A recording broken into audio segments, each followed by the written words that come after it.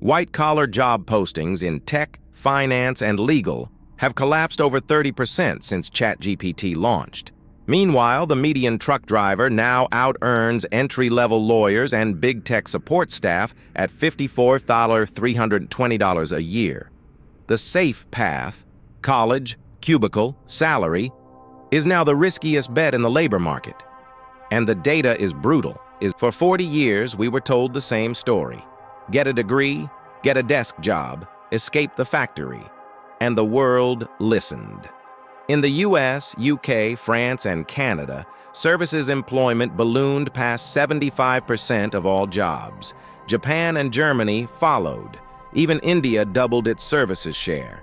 We built entire economies on the assumption that knowledge work was the future and manual work was for suckers. That assumption just detonated. Every one of these countries stacked millions of workers into email jobs, PowerPoint jobs, spreadsheet jobs. The exact tasks a language model does in 3 seconds for a penny. The laptop class isn't a demographic. It's a target list. And the bigger your services sector got, the more exposed your workforce became. The US didn't build a resilient economy. It built the world's most automatable one. Here's the counter-argument you'll hear from every tech optimist. Relax. AI creates more wealth than it destroys. The economy is booming. They're half right. And that's the terrifying part. GDP per capita across the US, Germany, Korea, and the UK has kept climbing straight through the AI shock. The economy is not shrinking. It's growing without you. That's the tell. In every previous tech wave, steam, electricity, the internet, worker wages tracked productivity. This time, output is compounding while payroll shrinks. The gains aren't going to employees. They're going to the 7 companies that own the models. GDP up, jobs down. That's not a bug. That's the entire business case for AI. This is the smoking gun. For decades, having a degree was insurance.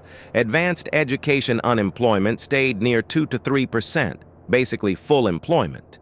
That number is now climbing in every developed economy at once. In the US, unemployment among degree holders has jumped meaningfully post-2022. In Korea and France, it's even sharper. The people losing jobs aren't dropouts. They're the top of the credentialing pyramid, the exact workers the system promised would be safe. Recent CS grads in the US now face unemployment rates higher than art history majors. Let that sink in. The most expensive degree in America underperforms the one your parents mocked. AI didn't come for the coal miners. It came for the coders. Now watch the productivity wedge. Services as a share of GDP has kept climbing.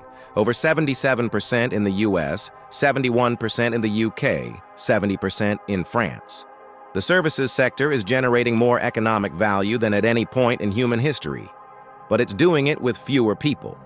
That gap, rising services output, falling services employment, is what economists politely call the AI productivity wedge. I call it what it is. The mechanism transferring wages into shareholder profits. Legal tech is drafting contracts. Copilot is writing code. Customer support is a chatbot. The output shows up in GDP. The paycheck doesn't show up anywhere. This isn't a recession. Recessions end. This is a structural rewrite of who gets paid to think. So, where are the laid-off knowledge workers going? Not to another cubicle. Self-employment is climbing across the developed world. In the UK, it's over 15%. In Korea and Italy, it's north of 20%. In the US, freelance platforms report record sign-ups from ex-Google, ex-Meta, ex-Deloitte workers.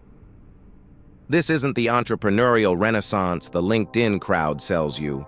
It's forced pivoting. When corporate white-collar jobs vanish, people don't retire. They Uber, they Upwork, they consult, they hustle. Self-employment used to mean plumbers and electricians. Now it means a 34-year-old former product manager doing 30 an hour AI prompt gigs. Meanwhile, actual plumbers are booked 6 weeks out at $150 an hour. The trades are the new tenure track. Here's the verdict. The salary class, the college-educated, laptop-carrying, health-insured, safe middle, was built on an assumption that ended in November 2022. That assumption was, cognitive work is more valuable than physical work. AI just inverted that. Code, contracts, spreadsheets, decks, copy, analysis, all commoditized. Meanwhile, plumbing, HVAC, electrical, welding, trucking, untouchable by any language model for at least a decade. If you're 18 and choosing between a $200,000 marketing degree and a $15,000 electrician certification, the data says, pick the wrench.